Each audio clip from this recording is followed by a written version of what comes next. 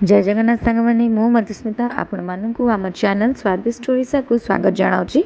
जदि आपण मैंने माछर प्रिय ताले ए वीडियोटा आपण मानक पई आज आम रोही माछ को लेकिन गोटे रोही माछ मसलाटी बनैबा।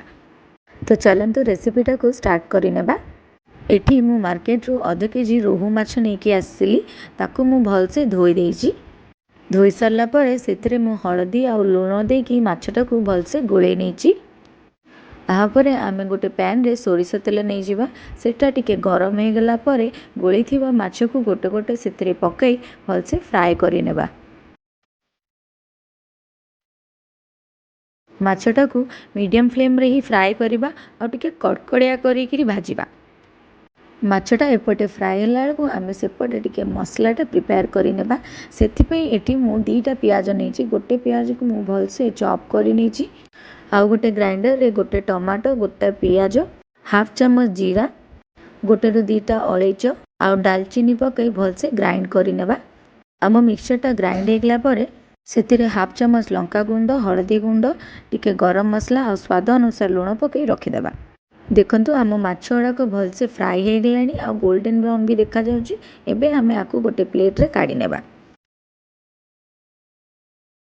एबे आमे माछर मसलाटा को प्रिपेयर करबा। सेतिपई गोटे कड़ाई रे 2 चम्मच खंडे सोरिष तेल नेबा आ काटिथिबा पियाज को सेतिरे पकई नेबा।